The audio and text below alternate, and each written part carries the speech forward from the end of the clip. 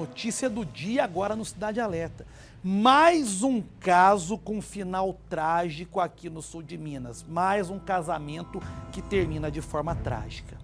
Na tela nós temos a Luciana e o Gunter. Ela 50 anos e ele 52. Ela professora, fisioterapeuta e ele primeiro-tenente do Exército Brasileiro, com 34 anos de serviços nas Forças Armadas. Informação essa nos repassada pelo próprio Exército, viu? O próprio Exército nos passou essa informação. Aí nós temos um casal que viveu junto por mais de 20 anos e que teve 2 filhos.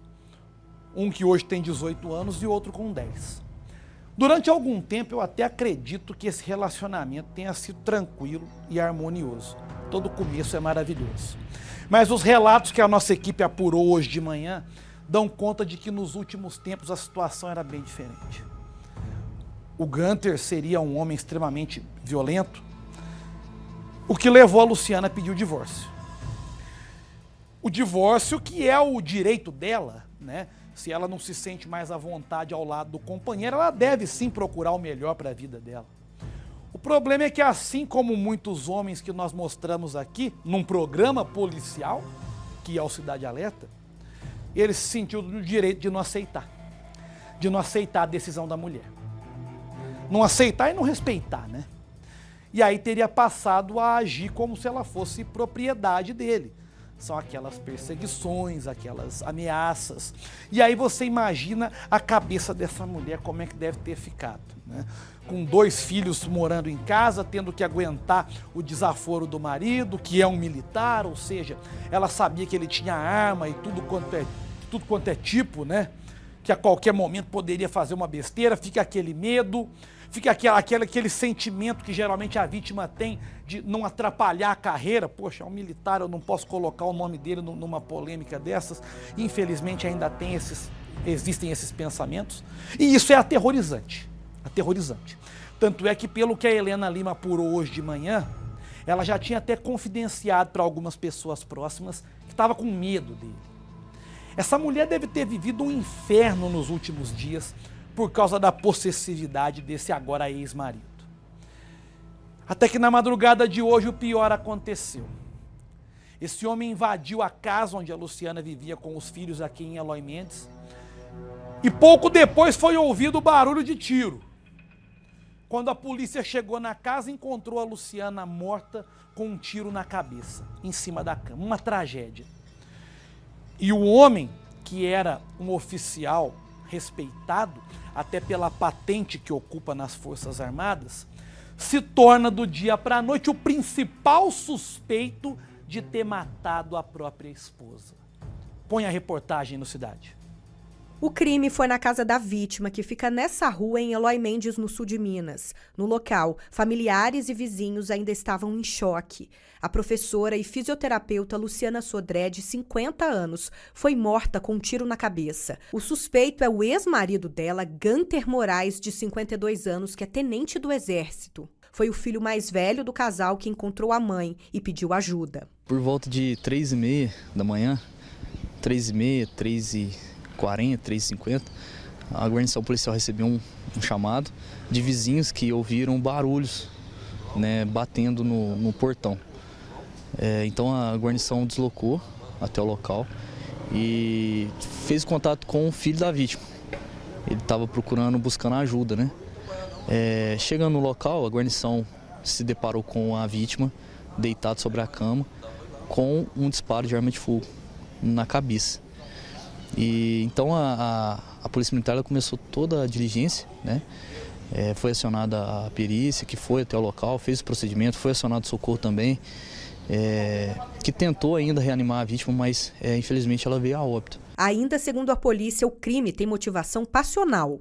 A suspeita é que o crime tenha relação com o fim do casamento entre os dois. O militar não aceitava o término e já tinha se mostrado violento em outra situação. Segundo informações de testemunhas, os dois ficaram casados por mais de 20 anos.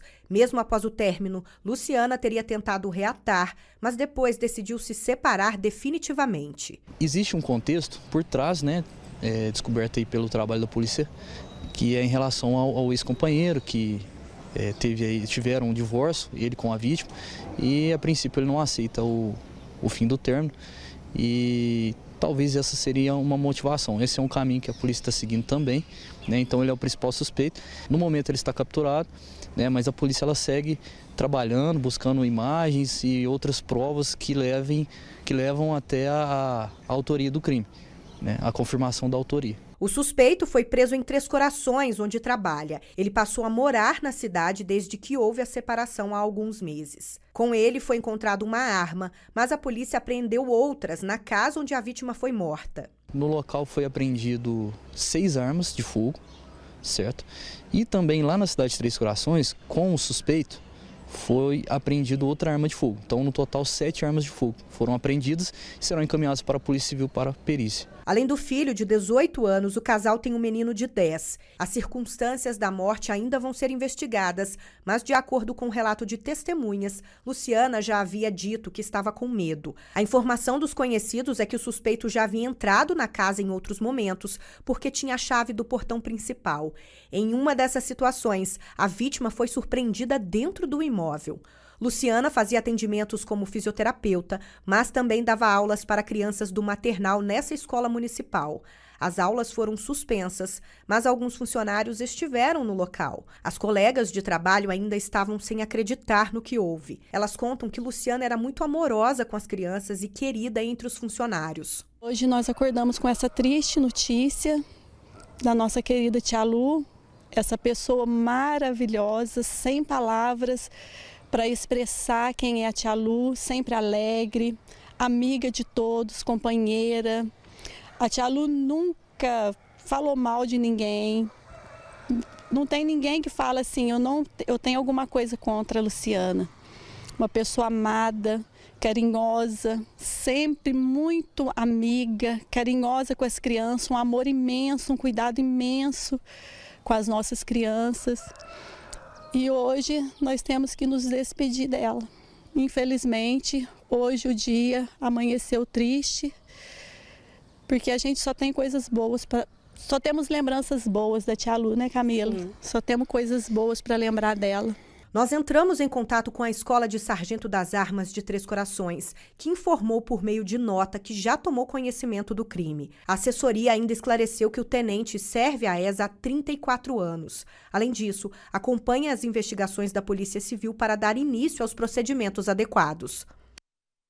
É isso. Num momento como esse, né, de uma acusação tão grave assim, eu fico muito satisfeito em ver que o Exército Brasileiro ele não se furtou em falar sobre o caso, em emitir uma nota bem completa, né, trazendo detalhes, se comprometendo a acompanhar de perto o trabalho da Polícia Civil, a tomar as providências necessárias, sem qualquer tipo de passação de pano, como a gente vê em algumas outras situações. Isso já é muito importante, já é um começo para se chegar, né, até o final dessa investigação com aquilo que a gente tanto espera, que é a elucidação do caso. O velório da Luciana começou agora às 4h30 da tarde, há aproximadamente 2 horas. Já recebi até uma foto aqui de uma faixa que colocaram na frente do velório lá de Eloy Mendes, Justiça por Luciana, basta de feminicídio, né? Que Deus te receba de braços abertos, a foto da Luciana. E pode ter certeza que nós cobraremos essa justiça também. Nós vamos até o fim nessa história. E agora, com o principal suspeito preso, a Polícia Civil, como eu disse, assume a investigação do caso. É preciso encontrar os vestígios, as provas, a materialidade do crime, né? E é preciso deixar tudo bem claro também, para que a justiça possa lá na frente fazer o papel dela. Precisa deixar bem claro quem matou a Luciana. Por mais que todas as evidências apontem para esse homem aqui, é por isso que nós solicitamos uma palavra da polícia, para a gente saber certinho como é que está a investigação, até porque ele já foi ouvido. O principal suspeito do crime já foi ouvido agora à tarde. E nós vamos ver agora o que diz o delegado Eduardo Braga, responsável pelas investigações. Põe no Cidade. Olá, é isso mesmo. Eu estou aqui com o doutor Eduardo Braga, delegado responsável, e que vai trazer mais informações sobre esse caso.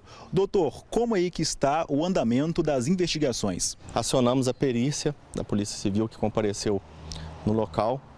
A perícia também arrecadou alguns vestígios.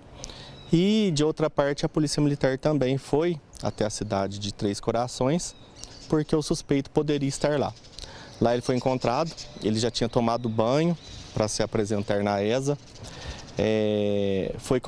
A Polícia Militar convidou ele, através de autorização, para que ele fosse até a residência dele. Lá também foram encontradas armas. Registro que ele já tinha tomado banho, já estava com a farda do Exército. E diante disso, diante de algumas negativas, né, e diante de ter sido confrontados alguns elementos, ele foi conduzido para a Delegacia de Polícia Civil em Três Corações. A equipe da Polícia Civil de Eloy Mendes já foi lá para poder colher o depoimento dele, né? O que ele disse? O que ele alega? Ele confessou o crime? Qual que é a versão dele dos fatos? Ele nega, né? Até por ouvir ele, eu estive lá, ouvi ele. Ele apresenta algumas testemunhas no sentido de que ele estava lá. O trabalho da nossa investigação é refutar, né, ou analisar se realmente ele estava lá, para então traçar outra linha de investigação, se for o caso. Durante essa ocorrência, várias armas foram apreendidas. Eu queria que o senhor falasse para a gente, elas estão regulares, estão no nome do suspeito, aonde que elas foram encontradas, em Três Corações, em Eloy Mendes? Tinha carabina 22, carabina 38, tinha revólver 32, tinha pistola 380, tinha muitas armas. Esse material ele vai ser comparado com aquilo que foi extraído do corpo da vítima, para a gente fazer a microcomparação balística, descobrir de que arma partiu esses disparos, mas isso é feito em laboratório, né, da perícia. Assim que tivermos o resultado, colocaremos essas informações no inquérito e auxiliará na nossa investigação. Dessas armas, né, algumas não estavam regularizadas, né, algumas até com registro desconhecido, e outras eram oficiais, né? Então ele também vai responder pelo crime de posse irregular de arma de fogo.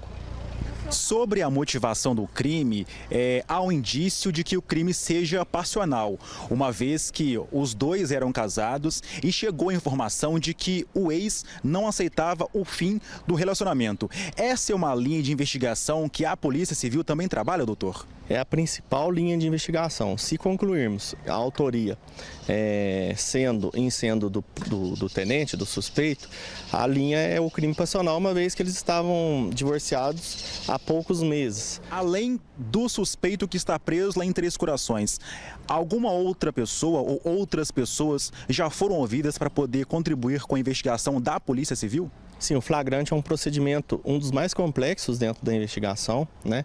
Porque ele dita ele define, né, o destino da pessoa, liberdade ou prisão. Então é um procedimento que nós tomamos muito cuidado, né? Por isso, hoje, né, foi um dia muito complexo, onde a gente debruçou sobre vários elementos. E aí nós concluímos que a prisão em flagrante dele deveria ser ratificada.